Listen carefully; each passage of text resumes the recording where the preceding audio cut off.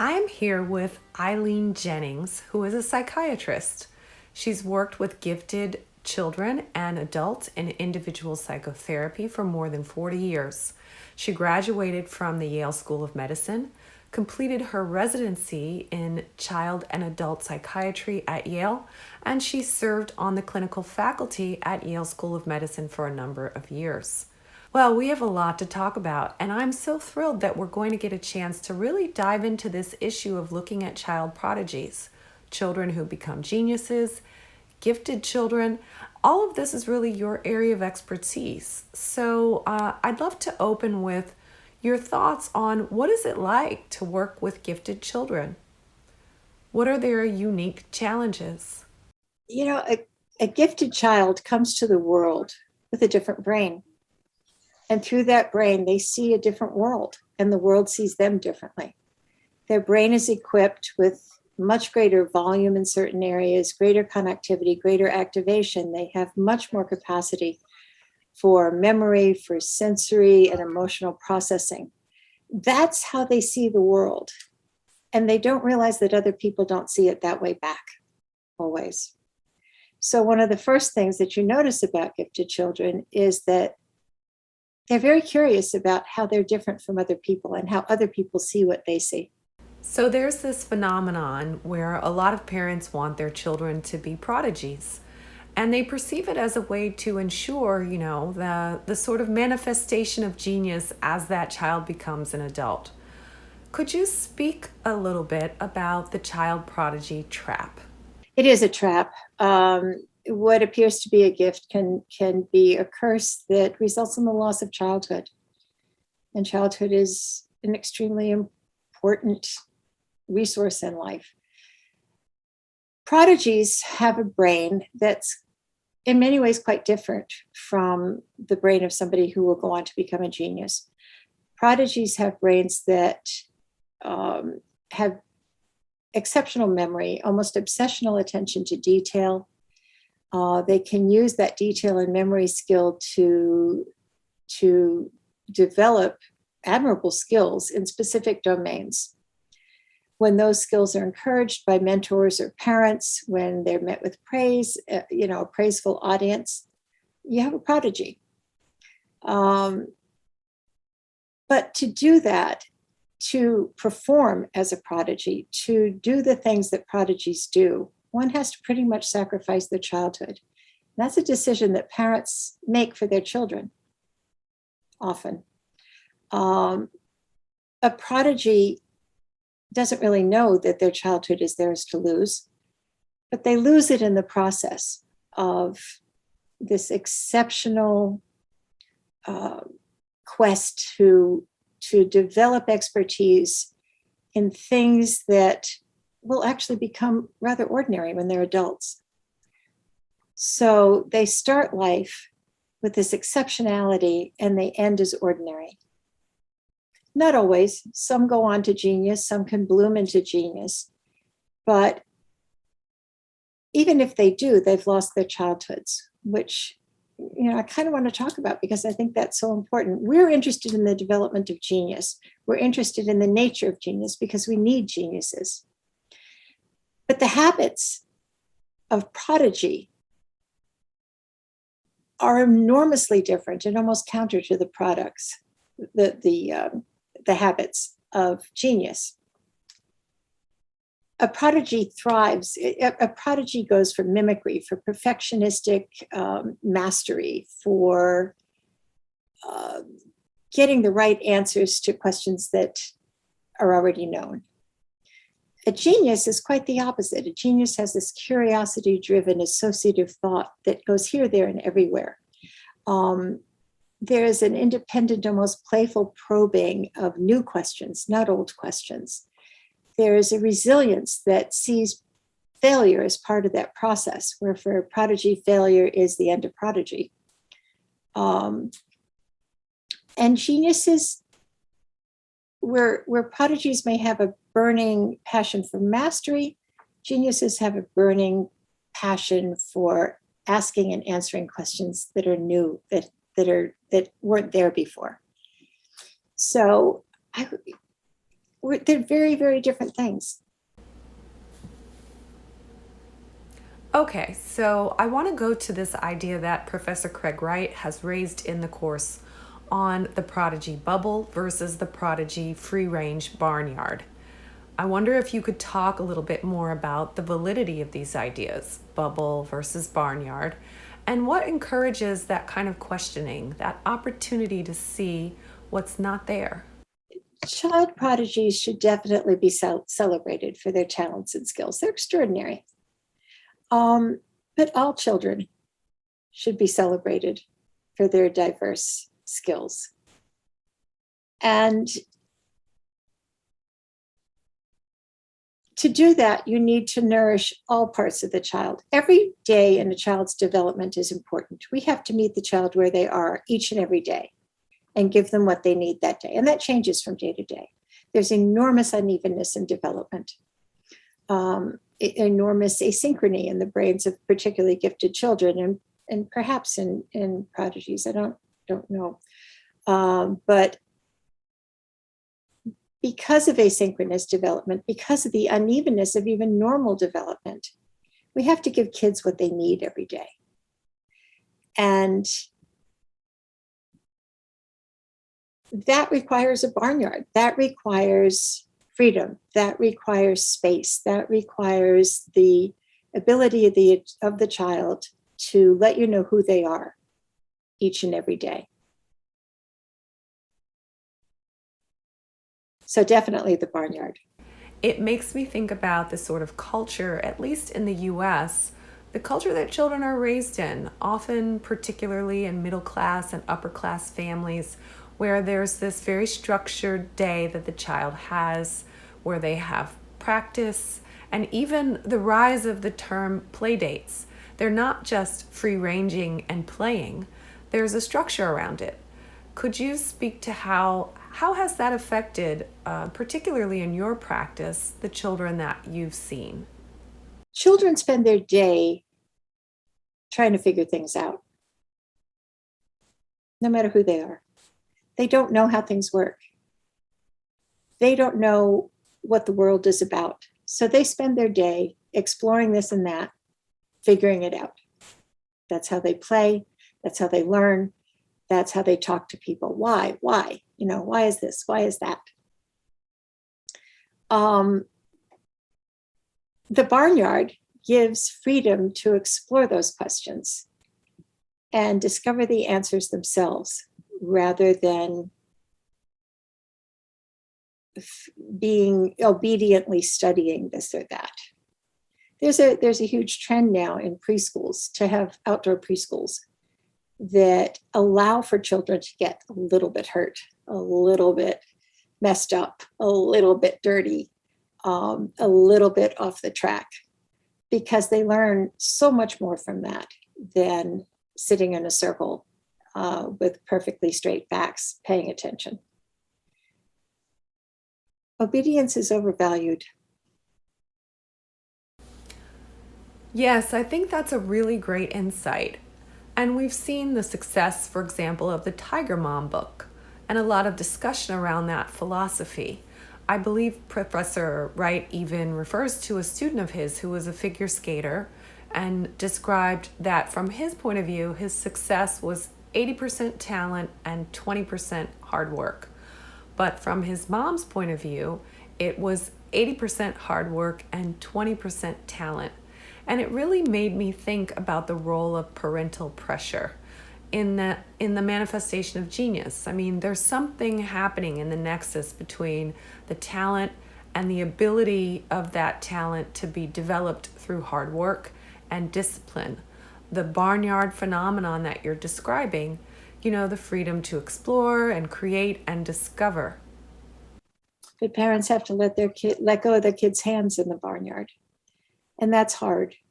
And I think for a lot of parents, they feel that they do have a very special child, and that very special child gets special treatment and should have special accommodations and special opportunities. the problem is that, you know, is that being done for the child or is it being done for the parents? That's an impossible question to answer because parental love is so all encompassing and so complete that you couldn't tease out, the bits of it. But certainly there is a bit of it that benefits the parents more than the child. Not done maliciously, not done as exploitation, but just done as a parental mandate to do the best for your child. So I'm really curious about the kinds of things that we should be doing to support gifted children. And you talked about schools that sort of use the natural environment as an engaging playground for kids. You talked a bit about the barnyard as being the right environment. What should the tools and resources be for children in those environments?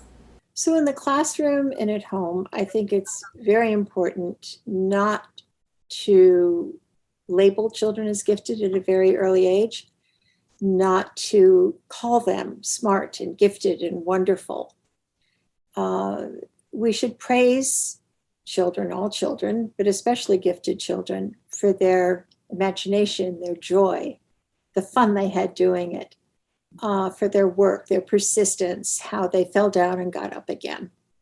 But to praise somebody for their grades is to encourage an identity that can only be lost. You can't keep getting good grades, but you can keep being good and fair and kind. So at home, I think it's very important how the identities that we bestow upon our gifted children. At school, I think it's important that gifted children have the same access to testing and accommodation services that mainstream students have. Very often, kids with great frequency, gifted children also have ADD, learning disabilities, autistic spectrum disorders, depression, anxiety, and schools will often refuse testing services or accommodation services to those students because they're doing well enough.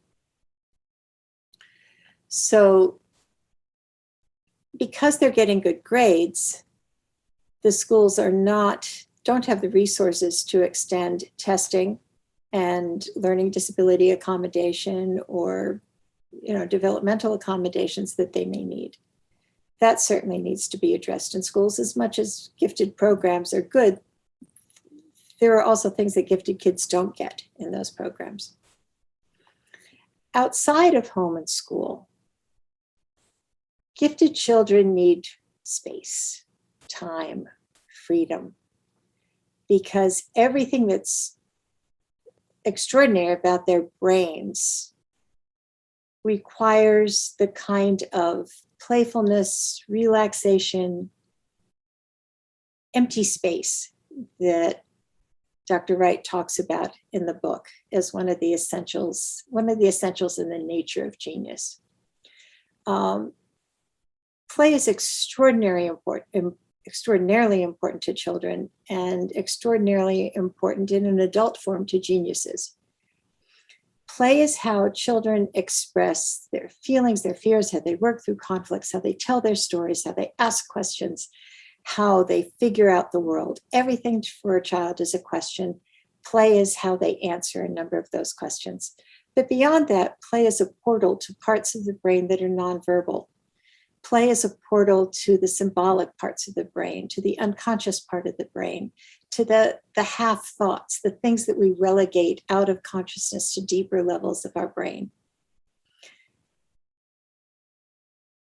That's extremely important to children, but it's essential to geniuses, because in order to hold a thought in mind, say they're trying to develop something, to hold that thought in mind while exploring all the possibilities of other things around that, one has to be able to do deep dives into your brain, do deep dives into levels of your brain that aren't necessarily speaking out loud to you. And the playfulness that's afforded to a scientist in a lab or a music student, in a rehearsal room, or an artist in a gallery. That's play. That's their playroom. That's where they can try things and they can fail and they can try again. I think that is such an essential part of genius. And it's something that we need to develop early on in children. This is one reason why prodigies, I think, suffer. They don't have the opportunity to play in the same way. Imaginative play is passionate. Children play passionately. Geniuses imagine passionately. That passion is not only because of the structure of their brains, because they have greater connectivity and greater associative areas in the brain, they have much greater activation of emotional and sensory parts of the brain. But it's also the best way to discover the unknown. It's the best way to figure out what we don't know. You set up a tower of blocks, you smash it down, and then you see what happens when they fall. Children do that, geniuses do that. Now, in one of the articles you've written, you say that the outcome of productive or hidden genius may very well depend on the interplay between nature versus nurture. Professor Wright has focused quite a bit on nature and how the mind of a genius is special and unique. Can you talk a bit about nurture? What kinds of environmental factors support the emergence of genius? I do believe that the point of this course isn't to tell stories about interesting people in the past who did wonderful things that we now call geniuses. I think the point of this course is that we need geniuses. We need creative solutions. We need innovation. We need to fix things that are broken in ways that with technologies and ideas and methods that we just simply don't have right now because they're not working. That is something that we all need to address on an individual level or a global level. But certainly throughout history, geniuses have a way of fixing things. Geniuses can catapult evolution. The ideas that come from geniuses and groups of geniuses can lead to remarkable change in a fairly short time. So genius isn't just a nice story. It's essential to human survival. It is the way we adapt to change. It's the way we survive change, to be able to develop new technologies, to be able to see art and hear music and feel athletic performance, to be able to know how to care for ourselves and heal others. We need genius solutions to these problems. There's nothing wrong with good memory and being able to answer questions. I just don't think it's what we need right now. For all of the geniuses that Dr. Wright talks about in his course, how many are there that we don't know? How many are there that sit in their rooms thinking of wonderful things, but have no ability, time, or resource to produce those things? How many ideas have floundered because there wasn't an audience for it, because there wasn't the opportunity to communicate those ideas in an effective way? Among geniuses, many of them have enormous difficulties with other issues. Genius doesn't exist on its own. It often exists hand in hand with other deficits in social processing, emotional regulation, even disorders like ADD, learning disabilities. In order to really foster and nourish genius, we have to attend to those things too. We need to do the kind of testing and support and treatment and diagnosis that gets things out of their way. We want to get out of the way of people who might be able to have wonderful ideas, world-changing ideas, beautiful ideas, compassionate ideas. We need all that.